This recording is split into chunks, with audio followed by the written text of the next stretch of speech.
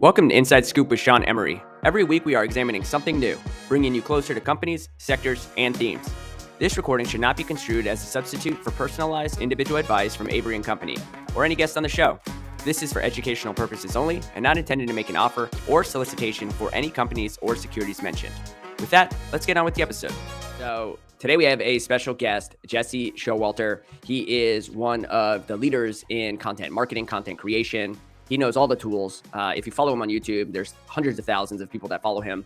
And what we wanted to do, as always, is bring someone on that is a specialist in the industries that we think are shaping the future. Jesse is one of those. The conversation today, we want to learn more about the emerging technologies, the pros and cons of the existing technologies, and really where the world is going from the product side. So I hope you enjoy our conversation today. So let's bring him on.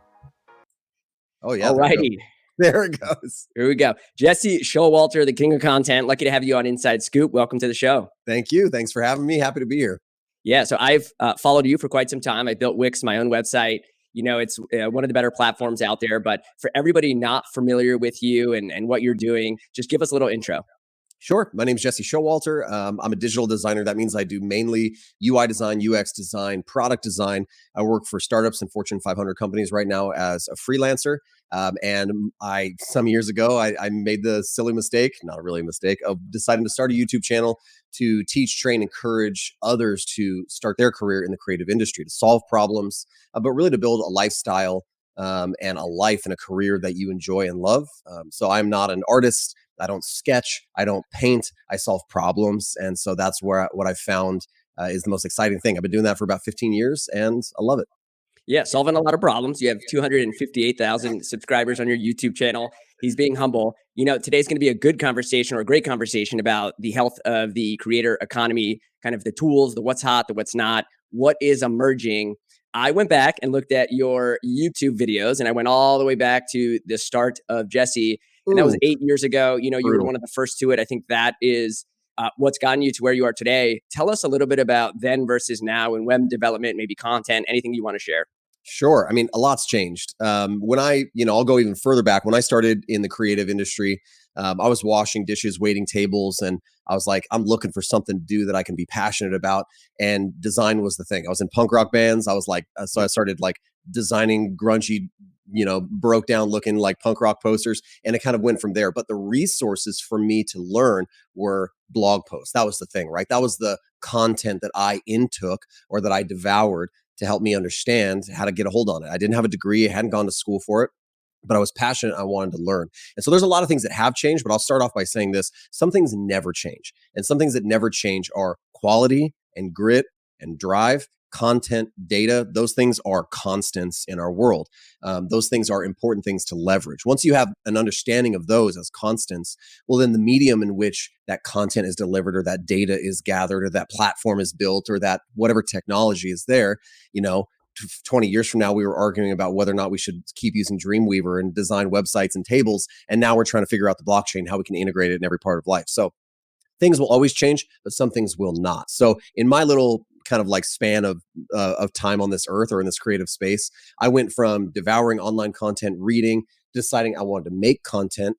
And one of the things you have to choose there or make a decision somewhere in there is how can I successfully make content over the long haul, for a long period of time. I don't like to write. It's not my favorite thing, but I like to chat. I like to have a conversation and I'm not afraid to turn a camera on and look at it square in the face. So I was like, that's what I'm going to do.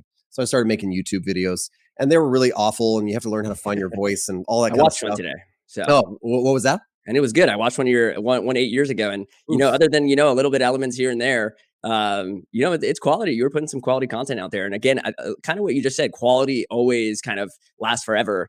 And some of the principles I think that you were laying out like 8 years ago exist today. It's just maybe the tools and platforms are different. And maybe that's where, some of the tools today, like what are the top tools that you, maybe some of your colleagues, some of your potential clients are asking for, how to use, anything around the actual toolkit that you use?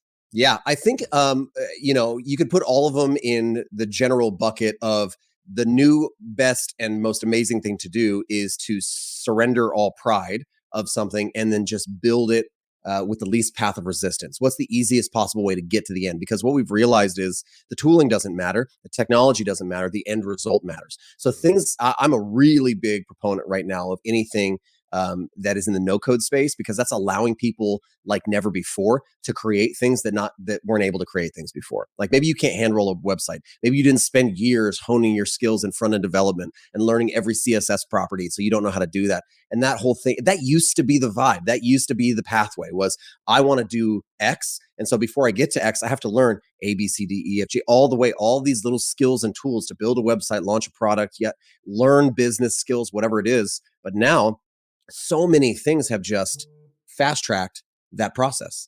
So no code for me is one of the biggest ones. So I'm a big fan of builders, like especially if you're going to build a website, marketing websites. I'm a big Webflow and EditorX fan. So those are like the two tools I would recommend for website building. If you want to build an application, you should be using something, and you don't know anything about code, there's no shame in going and opening up a Bubble account or a Bravo account to build a mobile app or a desktop application. Because this is how amazing it is.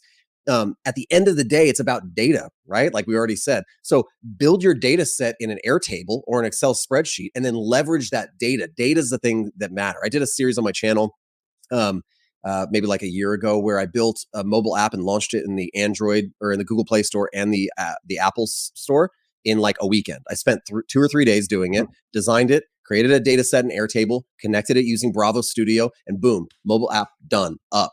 And so it was like, it was really like, it was an experiment to see if you're passionate enough, if you have enough of that grit and you have quality and content and data, can you do something with it without having the knowledge? And I walked through it step by step. But I mean, we're talking a pure 72 hours and we were in the app store, like approved. That's like absurd. It's insane, like that you can do that. So now my thing is, I don't care necessarily. I'll say, hey, these tools are helpful, that tool is helpful, but the skill doesn't matter as much as the idea, as much as the content, as much as the quality. Everything else is just the vehicle to release that creativity, release that idea. So I would say, EditorX and Webflow for websites, Bubble. There's another for mobile apps, Bravo. There's another one called Glide. You can make a Glide app in 10 minutes. Yeah. I mean, we're like 10, 15 minutes, maybe start to finish. A Google spreadsheet, there's your data, connected to Glide. Boom. Do you want to publish this right now? Insane. You could do it on your lunch break, right? So I love that as well. I'm also a big automation fan. So anything that packages or automates things. So I'm on like a Zapier, like Master Pro plan, because I don't want to do manual tasks. Menial, manual, mundane. Not my I think thing. our Zapiers were talking to each other to set up this interview. Probably. I mean, that's it was automation on automation. Yeah. We were talking about this before the podcast started. Like, I have an executive assistant that helps me schedule and manage and run and kind of help me operate things. I don't want to pay her to do something I can pay Zapier to do for $20 a month. That's stupid. That's a bad idea. So what I'd rather do is offload all of that dumb manual automation stuff onto something like Zapier or Automate.io, have them run all these processes in the background, and have her manage and like big things, big ticket items that actually need that white glove hands-on service for. So you probably contacted, like, trying to get me on this podcast. There was about 7 steps of automation that took place before she ever saw it. Then she did a few things, ran some workflows. And so now there's like 15 or 20 things that ever happened before I even saw the email to get involved in this podcast. And that saved me hours of time. And I highly value my time. Yeah, no, I agree. The only currency that you can't make more of is time. How I found you was obviously years back, which was how to, improve our tools set and improve the time, and we're big users of Zapier as well. Creates a lot of efficiencies. The whole entire no code movement, we're big believers as a firm, generally, and it all started, and you go back a decade where cloud computing really started to take hold, which really allowed a lot of these platforms to exist and update frequently, have that code really sit in the back end, the software code sit in the back end. So someone like yourself, someone like me doesn't have to code anymore, and it can go to the back end where it belongs and free the creators and content creators such as yourself. For kind of this segment, if you could break down, I wanted to go a little bit deeper into maybe the Webflow versus Wix's EditorX. Just separate, what you like, maybe what you don't like, about those two platforms today. Sure. Yeah, absolutely. I'm big fans of both. And I know a lot of people will fanboy over one or the other. I'm not that way. I will always use the tool that makes most sense for the client, the project, or the need. I think both of those tend to fit a large majority of those needs, right? Quite often in my area. And just to give a little context, my area of expertise is working with startups, Fortune 500s. So if I'm going to do like a marketing website for a startup, I'm going to use EditorX or a Webflow to do that, because there's a few things about them that are consistent. So I'll talk about the similarities that are great about both. One, they're super easy to use. The learning curve is super low. They have immediate implementation and ability or capabilities of data. So databases, like managing that data, like harnessing and aggregating that data. And my camera just went off for some reason. And if you give me 2 seconds, fine. I will fix that. This one instead. All right. There we go. Man, this is the Man, messy the content creator has backup after backup tools. So redundancy, man. Okay, so back to what I was saying, right? Like, so the ability to create content and then aggregate that content, put it where you need it, fly it around on your site. That's like game changing. Because now, we all learned that when we were building static websites back in the day. I literally worked for an agency one time where we were building static websites with hundreds of pages. And if you needed to make a change, you had to make that single text change on hundreds of pages. So we learned this lesson. The power of content management, of governance, is important. So both of those platforms do that really, really great. Here's what I love individually about each one of those platforms.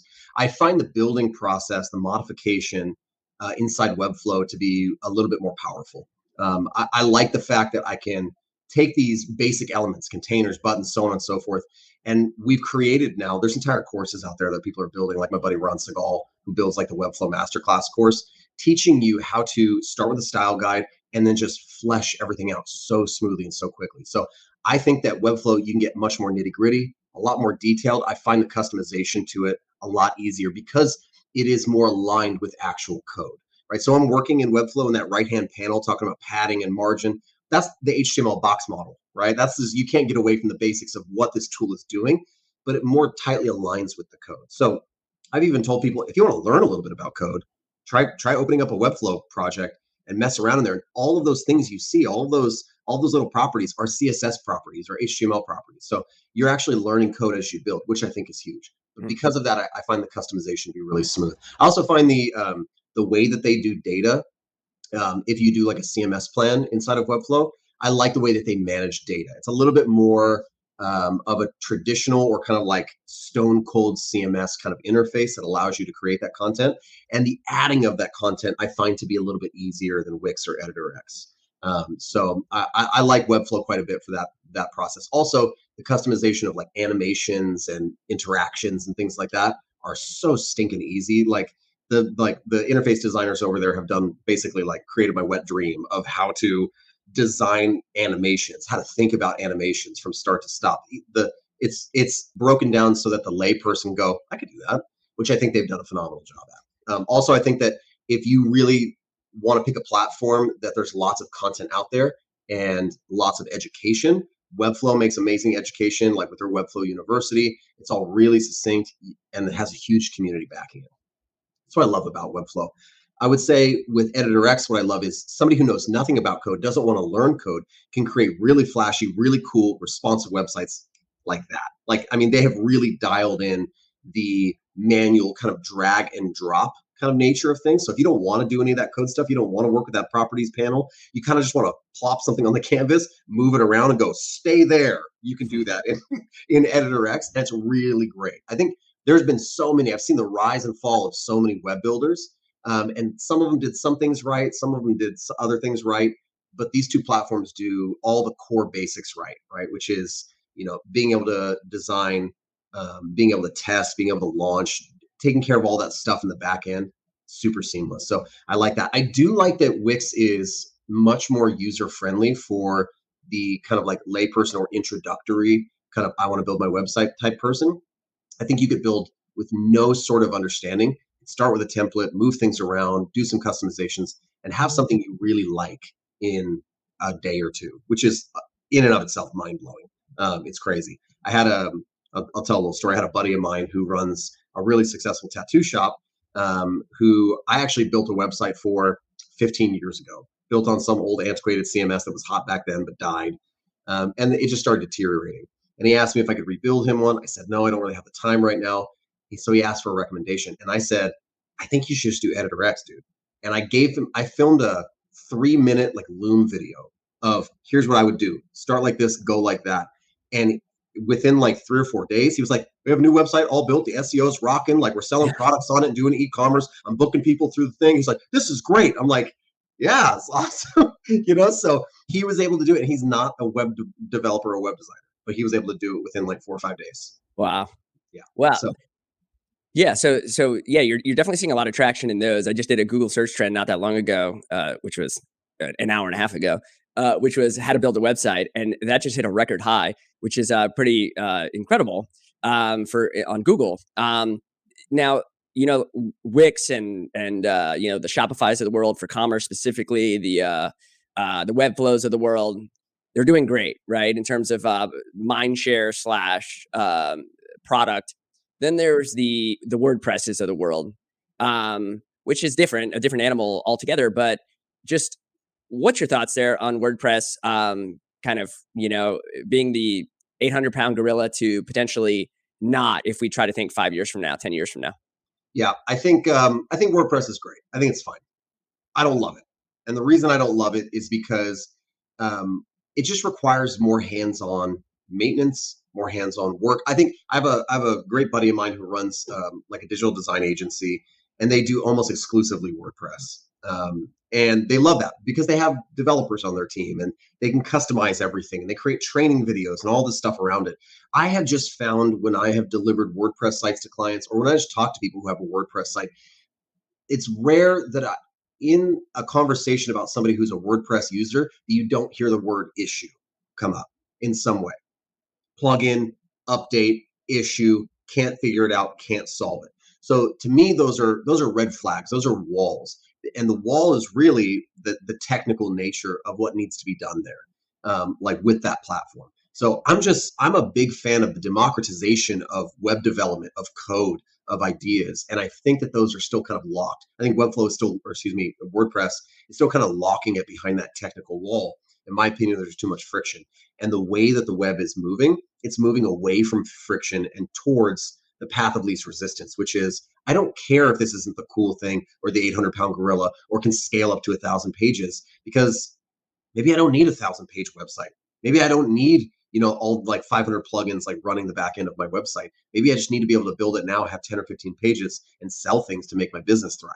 I don't know. I think there is a tool for everybody, and sometimes the right tool is just the right tool for the job. So I'm not going to recommend EditorX if Coca-Cola says we need to build a new website. I don't know. Maybe I would, but there's probably tons and tons of solutions out there and resources out there at fingertips that they don't need something like that. But those are fewer and further between. I feel like the rise of content creation, the rise of online business, the rise of remote work, and I just read like a statistic the other day that the most successful online entrepreneurs in 2022 are those starting at home online or content generating businesses. That's insane. They don't need 1,000-page website. What they probably need is really rocking Instagram, some sort of web presence, a marketing page, a Squarespace, who knows? They need those few things, and they're making high six figures, some of them even into the seven figure. I don't, I'm just not sure that that's going to be. It used to be that WordPress, Drupal, Joomla, that whole like genre of like web development was the only way. And if you weren't doing it, you were wrong. Same thing with, we're talking about tools. Photoshop and Adobe used to be the only thing. It used to be said, that's the industry standard. You must use those. That's not the case anymore. I know people who are making high six figures as designers and they're Canva designers. Yeah. Let that sink in for a little bit. Yeah, no, Canva's a great. I mean, it's pretty incredible. Let's talk about kind of shifting gears. Is the partner program? Someone like yourself, you're trying to use these platforms, use them in kind of congruent with the platform, and kind of they're trying to build out the content creators like yourself and other agencies, and the list of kind of potential use cases. Talk about maybe some of those platforms, and specifically Wix has been really trying to lean in on the partner program, and successfully so in some cases. It's been a couple years, but in general, just looking across the spectrum of tools, what does the partner programs look like? How do you think about them? What's the pros, cons, maybe anything that you wanted to share? Yeah, I mean, I wish I had very much. I wish I had anything really to say about like partner programs, but I'm just not really like in tune with those like areas with those companies. Like, I stay pretty like I stay to myself. Like I don't choose a platform. I don't stick with one. I don't promote one only. So I'm pretty open. I'm an open book.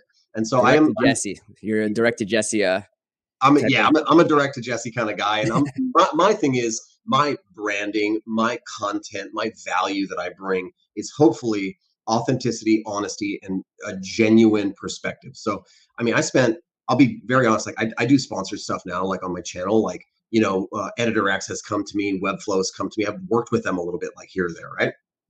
But I have two rules. Number one, I will never ever promote something that I don't actually enjoy myself, use myself, or am amazed by the first time seeing and think other people would be amazed by.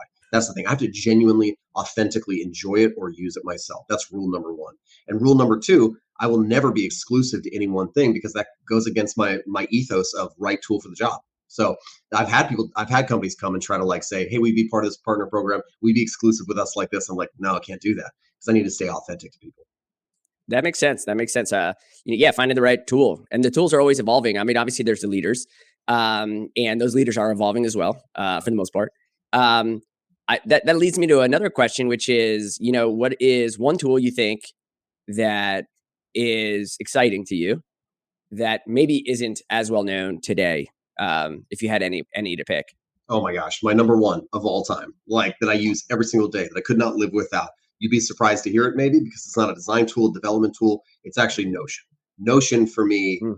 is the end all be all of how I run my business, run my life, do everything. And it's much more than, well, sometimes I say Notion to people, they go, the note taking platform? I'm like, no, dude, Yeah. not the note taking platform, the everything platform. Because with Notion, I run my life, I run my business, I handle my clients. Like the other day, I'm kind of transitioning over from freelance work and more into forming a digital remote agency. So I have subcontractors, people I'm hiring, and I have clients, big clients. I mean, we're talking like 80, 90, $100,000 projects. And I'm going, I need to manage these projects, manage this team. And I had a stupid moment where I was like, I guess I got to like start like an Asana, like account and like start using that as my tool. And I was like, wait a minute. I already have a tool that I use to organize everything. All it requires of me is just a little bit of my time to set it up. And so I built an entire agency management system inside of Notion that tracks my team, tracks our hours, tracks the client, has a client portal, has access to things. I did all of that in Notion. And it's the same tool that I wake up in the morning and go, my habits. Did I work out today? Yes. Did I take my vitamins today? It's that same system. And it's just, but it's all data and it's all just me aggregating and deciding how that data is shown and like, and where it's placed. So for me, Notion is the end all be all tool. Yeah, it's so powerful. I remember the first time I got my eyes on Notion. It's almost overwhelming when you first see it because it's almost like, where do I start? And you can start with the templates, and then you start going down a rabbit hole and you start hitting the formulas, and then all of a sudden you don't know what's connected to what per se, and Right. and then all of a sudden you have like 8 different channels that maybe aren't necessarily related, but it's all there and it's all created by yourself, which is the power of it. I actually use Monday Mhm. as a tool. It's a little bit more lightweight than or a little less. Slightly less flexible in terms of what you can do with it, a little more formatted and squares Sure. and whatnot. But yeah, Notion's incredible. So that's exciting to hear that. It's always that Works for it's that everything. balance between like a Monday.com and Asana. It's set up to do one thing, right? It's set up to do a certain thing well. Yeah. Whereas Notion is this open-ended, what will you do with it today? It could be anything. So it's interesting because it seems like a contradiction. In some areas of my life, I'm like, no code, pick a platform, like go with a platform, even if it's limiting, it's better, whatever. I'll be a total advocate of that. Like for instance, I have like a members club. I sell products. I sell courses. I do all that through a platform called Podia. I could stitch Hmm. together a teachable course and a Stripe like payment paywall and a Slack. I could stitch all those together with a Zapier account, but I like having everything under one roof. It's convenient for me. It's peace of mind, and it does it well for me. So I'm an advocate for things like that because for me, that's the path of least resistance. But it's interesting because something about Notion, and maybe it's just because I have the prior knowledge and the skill set to code my own formulas, do all that thing, and I have the interest to nerd out on it and make it exactly what I want because I like going to one place for my daily habits, my YouTube content, entire setup, my agency setup, my finances, my journal, all of it's in one place. I'm like, oh, that's so much better, and I pay $8 a month for it. Like for me, I'm like, Mind blowing. this couldn't get any better. Like, Yeah. Last segment, and you alluded to it, the freelance. Obviously, you're one of the more, you start as kind of the grind and then the freelance. And then it sounds like you've matured into potentially massive, large products or projects. People know the name, right? And forming the agency that you're discussing in a sense, while still maintaining obviously, your foundation and roots. Um, there's studies out there that show the freelance market or freelancers will be roughly like 50% of employment by 2030. It kind of makes some sense. Again, we talked about all the tools we're talking about and the outlets to create, and whether it's writers or digital services on different platforms that you can provide, or Turo with sharing your car on a rideshare platform, or Ubers and Lyfts and gig economy type of activities. What is your opinion of the whole freelance ecosystem? Not counting it, I guess. I think you're an outlier in one sense. So what do you think of the whole community and the tools that are being built, and where it's going to be by, like, let's say at 2030, even though that's a hard prediction to make? Yeah, my prediction is that the creative economy is going to grow. The need for creatives, the need for content, the need for skilled people to do this is going to grow. We're seeing the need for it grow right now. We're seeing people want to stay home because they can make money from home. They can use those skill sets and leverage them. So freelance is on the rise because the skill set, or the need is on the rise. The skill set is growing to meet that need. I mean, we're talking about like a very healthy industry where you don't have to rely on commuting and going to the office anymore, but you can stay at home easily editing somebody else's content, editing podcasts, creating graphics, and you can do that making a really nice living, like a really good living, like for yourself. That's what I train people to do. That's what I hope people will do, because it allows me to make my own schedule. It allows me to invest my time in things that matter more to me than driving to go, quote unquote, work for somebody else. You end up building your own business. Now, some people aren't going to like that. Some people don't realize that that's what they're doing, and Right. it's to their own fault. They don't realize that as they freelance, they are building a business. And some people do realize it, and they will, like me, start to enjoy building that business more than they actually enjoy the creative work or the vehicle itself. I enjoy the destination of the journey now more than that. But I believe the creator economy is going to continue to grow. I believe it's going to continue to abstract itself away from physical locations and offices. And the reason being, I found this all the time. People, I'm teaching like a workshop in August about becoming a freelance UI and UX designer. And people might be like, oh, we've heard that before, but it's different. It's different than becoming a freelance web designer or a freelance graphic designer. It's people entrusting their products to you as a freelancer. That's almost more scary, because we're going to invest time and energy and money in you, the freelancer, to help us bring our product to a place that increases revenue and traction and leads in our user base. That's a huge responsibility. And companies are starting to do it because they're getting great results out of it, and they don't have to pay people's insurance and their 401k matching. So when I throw astronomical hourly rates at people, it doesn't matter, because they're like, well, we're not paying for his insurance, and we don't have to pay for office space for him, and we don't have to pay for his 401k. This is a stinking deal, like to pay Right. Jesse X amount, this atrocious hourly rate, some people would think. But at the end of the day, that's it. We do the project, and they don't have to pay all that excess. So I think if you're smart, the creator economy will grow, and as it's growing, it's going to struggle. People are going to take two steps forward, one step back, and that's why I feel like so much content is coming out about freelancing. You got guys like Chris Do over at the Future. You got Michael Jonda. You got people online teaching about freelancing like never before. So 15, 20 years ago, when I was learning about creativity, all you could find is creative blogs about how to use Photoshop. But now you can't throw a stick somewhere online without seeing an article on how to freelance, what to charge, how to land clients, where to land clients, how to make a contract or proposal, because there's a need for it, right? There's a gold rush of people realizing, oh crap, I can work from home and work for myself. And I only think that's going to grow, but it's going to grow with growing pains. Yeah. Just like always, people are going to try it, they're going to struggle, they're going to bail out after a year because they didn't do it the right way, or they didn't find a system and structure that works for them. So No, that makes sense. We agree completely. Let's end there. Jesse, thanks for taking some time to hang with us, sharing the insights around all these different tools and such. You do a lot of things, from YouTube to members to, some of this agency or larger projects that you're talking about. I just wanted to give you a second to share some of those. I will put like the links in the description for anyone interested to contact you guys directly. But just anything that you're doing specifically that you wanted to share, and a little bit more about your business. sure. Yeah. You can find everything about me at jesseshowalter.com. I have links to courses and workshops and, products that I sell. I sell the Notion templates, and I sell them for cheap. I'm not trying to get rich off of them. I sell them for like $7.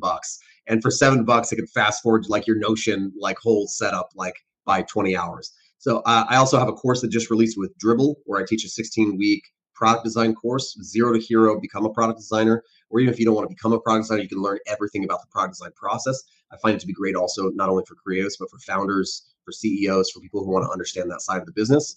I'm releasing my own content always, of course, on YouTube.